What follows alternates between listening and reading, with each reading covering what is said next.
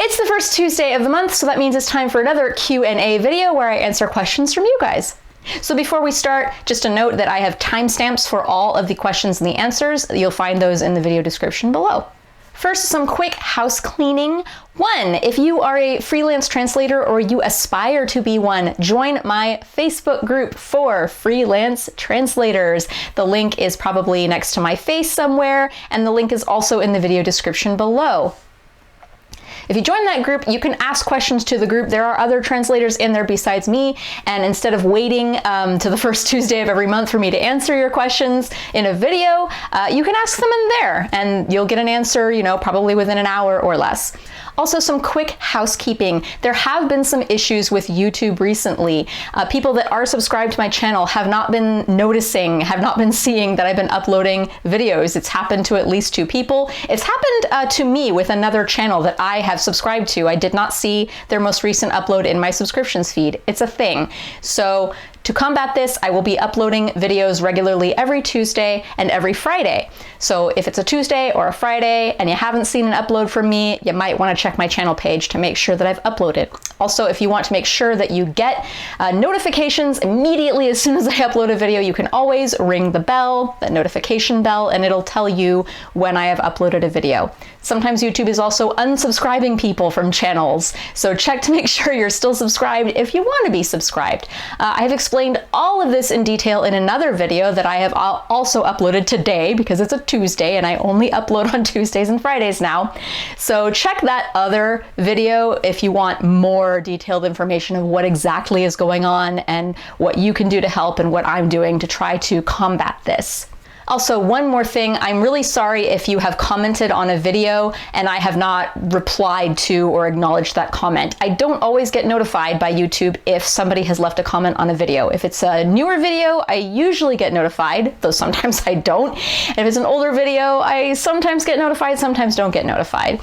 Also, if you write a comment, I reply to that comment, and then you write another comment underneath it, I almost never get the notification that you wrote that other reply under that comment. So, just to let you guys know, I'm not blowing you off if I didn't acknowledge your comment. I probably just did not get the notification that you even made a comment. So I generally tend to either heart react or reply to all of the comments that I receive on all of my videos. So if I haven't done either of those things, I probably just have not even been notified that you commented. Okay, now to the questions. How many hours per week do I work, and what does the breakdown of my time look like? So currently, I'm working about 3 to 4 days a week translating and 1 to 2 days a week YouTubing. I'm basically starting right now with the formula of I always take 2 days per week off. Maybe one of those days off, I'm doing some errand running, maybe a little bit, but I try to take at least 1 full day off where I have absolutely nothing that I have to do at all. Don't have to leave the house. I can just stay in bed all day and stare at the ceiling if I want to. That's where I'm starting from right now, is 2 days off. And then currently, either 3 to 4 days a week translating, 1 to 2 days a week YouTubing. So currently, my translating workload is kind of moderate at the moment. It's like moderate to high, what I usually get. And I'm going to sound really lazy saying this, but I work about 4 to 5 hours a day translating. Translating is really hard on your brain, so that's how I justify only working 4 to 5 hours a day. It really is taxing on the brain, so it feels like if I work 5 hours, it feels like I've been working for 10 hours.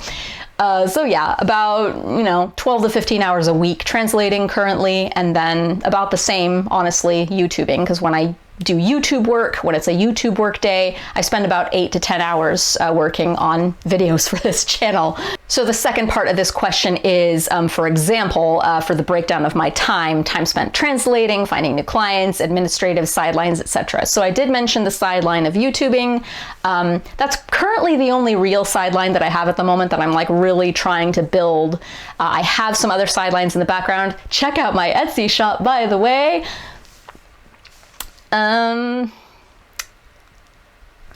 But as far as like the administrative stuff related to translating, if I'm in a down spell, like at the beginning of the year, I had no work and I was freaking out. So I spent a lot of time like actively looking for translating work and new clients. At the moment, I'm not looking for any new clients. I haven't been on Prose or Translators Cafe in like 3 months because I have currently a few regular projects, contracts with my agency that they're going to keep me employed regularly all the way through January or February. So I'm kind of in a good place right now to try to really focus on YouTubing and trying to expand this sideline into something that will hopefully be, you know, a lucrative sideline. So I'd say like at the moment, administrative tasks related to my translating work, I probably spend no more than 15 minutes to a half hour a week on that. And that's reading emails, responding to emails, and like doing invoicing stuff. Does the speed with which you can translate equate to higher earning potential overall? Yes, because most jobs pay you by the word or character, not by the hour. Is there an ebb and flow to the demand of translation for the type of content you work on? Also, yes. I've noticed, generally speaking, with games and anime entertainment content, well, anime is kind of steady throughout the year because, you know, they release anime all year round. But as far as gaming translation goes, which is primarily what I do, yeah, I've noticed that June is pretty big. July, August, September are very big. October's pretty big. November's okay. December's okay. And January is where things start to kind of taper off. And then April and May are consistently my worst months. I hardly get any work in April and May, right after I pay my taxes. So that's lovely. And then third question from Sky Domain, any idea on the stateside demand for Japanese English interpretation? Nope, because I don't interpret. Although when I did get one interpreting gig once, I had sort of technically signed on to an interpreting agency. I was at least like on their call list, basically. I wasn't like working for them necessarily, but I was on their call list. And from the sound of things, I was in rather high demand for the Sacramento area where I used to live. I was apparently the only woman Japanese to English interpreter in the area, and they would offer jobs sometimes for me in the Silicon Valley also. I did the one job of medical interpretation and I sucked at it, so I did not do it again. They didn't think I sucked, but I did not feel comfortable. I felt like a total hack doing it, and I really don't think I did a good job. So I did not take any interpreting jobs subsequently, but there were a lot that I could have taken if I was okay with it. I don't know if this is still the case. I don't know what it's like anywhere outside of Northern California. So, meh. Would you recommend freelance translating over alternative options?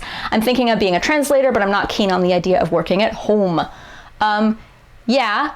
If you're not keen on the idea of working at home, then freelancing might not be for you. I did a video series on how to know if freelancing is for you and the kind of the steps that you have to take before you become a freelancer of any kind, but also a freelance translator. And yeah, if you think you're not going to like working at home, it might not be for you. Just period, full stop. There are other translating things. You can be an in-house translator and you can also be an interpreter. So those are two other options. But again, I know pretty much nothing about that. I only know about the freelancing side of things. For anime and video audio to written translations like subtitles, will companies give you a written form of character lines, especially for parts of the anime where several characters are talking at once? Yes. Very rarely have I needed to translate something by ear. Back in the olden days, the beginning days with Discotheque Media, I wouldn't always get a printed script, or sometimes the scripts would be handwritten. Like, why? Computers exist. This was like in the mid-aughts. Computers are totally in existence. I don't know why they handwrote some of those scripts that I had to translate from. That was a nightmare. But yeah, everything that I translate nowadays, whether it's a game or anime or a drama or whatever, it's all written down. If you didn't have cats, what kind of pet would you get instead? Oh, if I didn't have cats, that sentence just makes me really sad.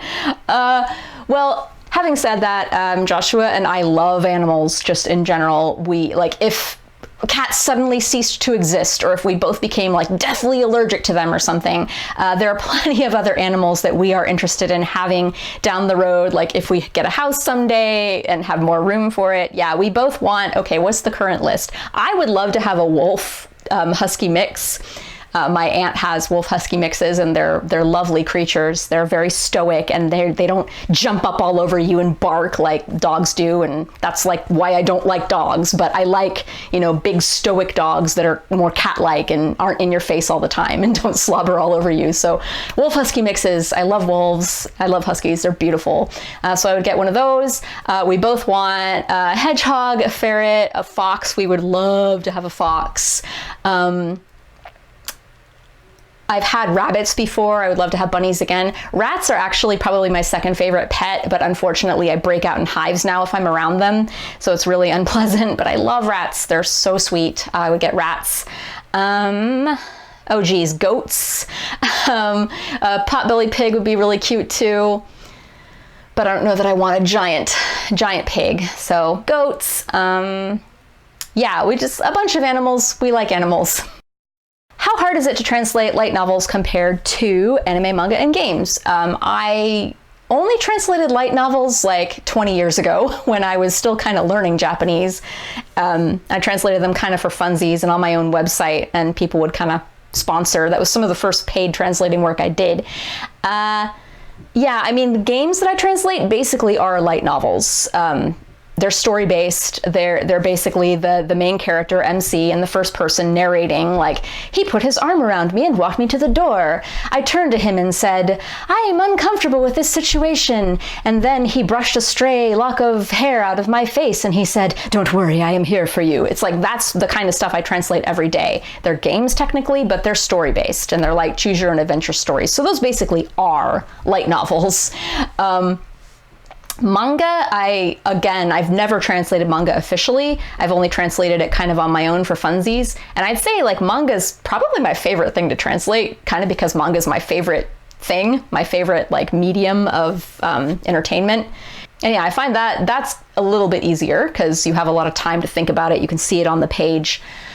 Anime, yeah, I mean, and it depends on the genre. If it's sci-fi, it's all hard because I suck at translating sci-fi, or fantasy. I suck at translating fantasy too. Although I've been getting better at fantasy because I've been doing a lot of fantasy translation recently. But yeah, the thing about like light novels versus anime and manga is mostly dialogue. It's mostly things that people say, whereas light novels and games have a lot of narration, you know, so prosy sort of. There was a glimmer of hope in his eye as he reached out towards the sun. It's like, people don't say that in their daily conversation. So I'd say, in general, light novels, games are probably a little harder to translate than anime and manga just because they're not purely dialogue based. Although, once you're like me and like I've had so much experience now translating the games, which are basically like light novels, that to me, in a way, that's almost easier just because I'm used to it. It's really, really hot in this room. Jeremy Brint asks, hey, I know that guy. He asks, what sort of pay difference is there between translating games and the, I assume, more abundant hentai? Actually, your assumption is incorrect. Yes, there is a lot of hentai out there, but as far as I know, there's not much of like a professional market for translating hentai. It's more a fan endeavor, translating hentai, at least from what I know. I've never been offered hentai. I've never seen like job offers like specifically for like be our regular hentai translator. It's like I've officially, you know, translated hentai stuff here and there, but it's not that abundant actually in my general experience recently. So as far as the pay difference is concerned, I don't know. Although since you're paid by the word and like a 30-minute episode of hentai and a 30-minute episode of regular anime, the hentai is going to have like half the dialogue that the regular anime episode does. So, you know, even if you're paid twice as much for the hentai, you're going to make the same because it's like much less dialogue in hentai. Are there any phrases you sneak in even if they are not strictly translations? Sometimes, like I have some artistic license, especially with game translations, where you can't like hear what the original characters were saying. Somebody else brought this up, I think in the comments section one time, that it's really annoying in games because they often have a character saying ... And it's like, that doesn't make sense to a Western audience. It makes sense to a Western audience who plays a lot of of JRPGs or Japanese video games because you're used to seeing the ... in a dialogue line, but that's not exactly localized. It's not exactly Western. So sometimes if a character is saying ... I'll just make something up that would fit the scene. That sort of equates to the sentiment of that character, like not knowing what to say. I might say, I don't know what to say, or I'm at a loss for words, instead of ... And how long does a project usually take? Well, it depends on the project. I'm currently working on a project for a game. This is, I can't say what it is because I signed NDAs, but it's a very popular franchise. And I started translating it in March, and I'm still working on it. With a team of people. It's being done into multiple languages. So, and I don't know when we're going to finish it either. I don't know. So yeah, I mean, sometimes projects can go on for more than a year. I'm translating another otome game that I started translating, I want to say also back in March-ish, maybe April. And that one, that does have a definite end date, and it's like March. So some projects like that are very long-term. Most of the games that I translate are like that. It's like a series. So I'm just kind of keep working on the game as long as the game keeps being popular and keeps existing. That's kind of how otome games are. Whereas some of the other games I do are more like, yeah, there's a definite game that begins and ends, and it's not going to be like they keep releasing more stuff as long as they keep making more money on it. But yeah, I'd say most of my projects generally are pretty long-term, and they're not like a day, although occasionally I do get projects that are like a day. If you want to know like how long it takes to finish translating like an episode of anime, that can be anywhere from like an hour to 4 hours, depending on how difficult the episode of anime is. When translating, how is the thinking process to adapt the sentences to sound more natural in English? Ooh, good question. So this feeds into localization versus translation. Translation is something that AI can do. You take a sentence, you dissect all the words have dictionary definitions, the grammar, has rules to it and structure, and you translate it into another language. But what I do is localization, and the goal of localization is to make it sound like the game or the anime episode was originally written in English, not Japanese. You don't want it to sound at all like it was a translation. So my process for this is a little abstract. I ingest the sentence in Japanese, I understand it in Japanese, and then I kind of convert it in my brain into abstractness. So let's say that there's a pen on the table. It's just, there's this situation where there's this table and there's a pen on it, and you want to communicate that concept to somebody. So when you're first wanting to communicate that concept to somebody, you're not visualizing the words in your brain and then you're like, there is a pen on the table. You're seeing that there is a pen on the table. You're seeing and taking in that concept, not linguistically, and then you linguistically communicate it to somebody else by saying in English, there is a pen on the table. So that's kind of what it's like when I translate Japanese to English. I take in the Japanese and then I conceptualize it. I turn it into the image of a pen on the table, and then like, oh, I see this concept and this feeling in my brain. How do I express that? And at that point, I'm more like a writer than I am a translator. And I write, there's a pen on the table. So it's not 100% like that. Of course, my brain is also doing things like, oh, table and pen are really bad examples because in Japanese they're teburu and pen. Shokutaku is the Japanese word for table that they don't use necessarily as much as teburu. So yeah, I mean, maybe in my brain I'll see shokutaku and I'll be like, shokutaku, that means table. My brain might do that, but I'm not like consciously pulling it apart one word at a time and then translating it. I'm taking it in, I'm understanding it in Japanese, and then I'm just regurgitating it in English. And that's why it's really hard for me to translate stuff that's tech or not literary, because I don't understand it. I don't understand cars. I don't understand the legal system. I don't understand medical stuff. So I can't understand the sentence in Japanese and then regurgitate it in English. I have to actually go through it all and look up a bunch of words and figure it out that way. Are there any really common Japanese words that you've come to hate because they're often awkward to translate? Yeah, I hate honorifics in names. There will inevitably be some scene where the guy was calling her Machiko-chan, which is kind of a cutesy way. It's a cutesy suffix that does distance you from the person you're talking to. And then he calls her just machiko without the chan. And it's so like, oh my God. If you don't know that that's coming and you just had him calling her machiko, like, where do you go from there? You know?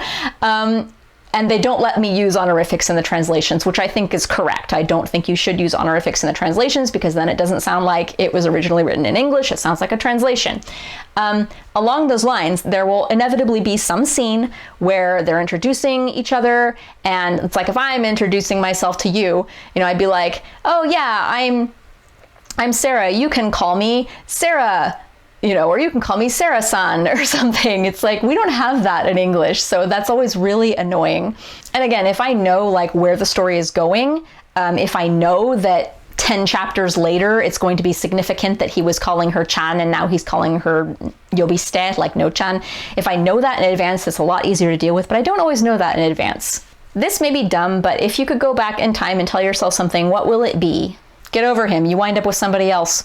Have I ever thought of quitting or changing my career? Not really. Freelancing is a way of life for me. I can't really imagine myself not freelancing. So I can't exactly imagine myself, and I haven't really thought, I mean, I guess I have thought occasionally of quitting freelancing because sometimes it is a bit of a struggle and it's like, I don't know where my money's going to come from next month. Now I do. See, this is the kind of freelancing I like, where I have a very long-term project that I'm working on for several months. I know that I have a lot of work ahead and I have that security, but I don't always have that. So, and I don't always have an emergency savings fund. So sometimes, yeah, I have thought, oh, like maybe I should just like go work at an office. But at this point in my life, like I have no experience doing that. I have no experience like working in an office. So, I mean, I don't even know if I'd be that hireable, to be honest, in like a traditional office work setting. I have a degree, but you know, I don't have any of that experience and I'm getting older and older and older with no experience. My only experience is in freelancing at this point.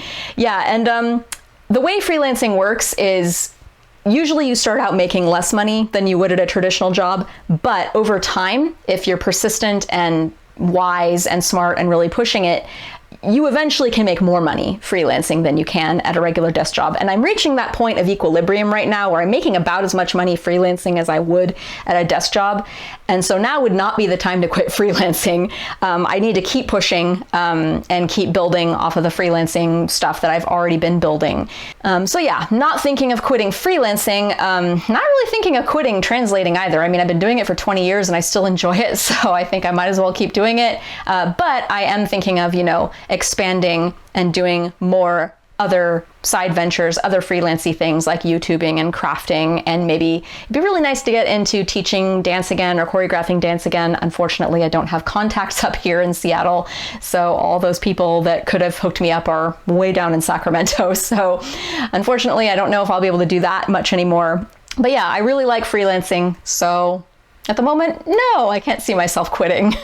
If you want to ask questions for next month's Q&A, I reach out the Tuesday before the first Tuesday of a month to ask you guys to ask me questions. I will do that on my Facebook or my Twitter or the community tab of this channel. So if you're not subscribed already, you can subscribe, and then it's more likely that you'll see my community tab posts, although not necessarily see that other video that I uploaded today about YouTube's issues.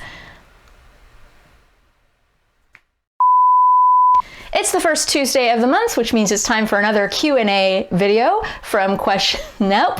This is already off to a really great start. And my hair is in my microphone. That probably sounds really good. The airplane is asking a question. Why must I fly over Sarah's apartment every 7 minutes and mess up her videos? I don't know. That's a really good question.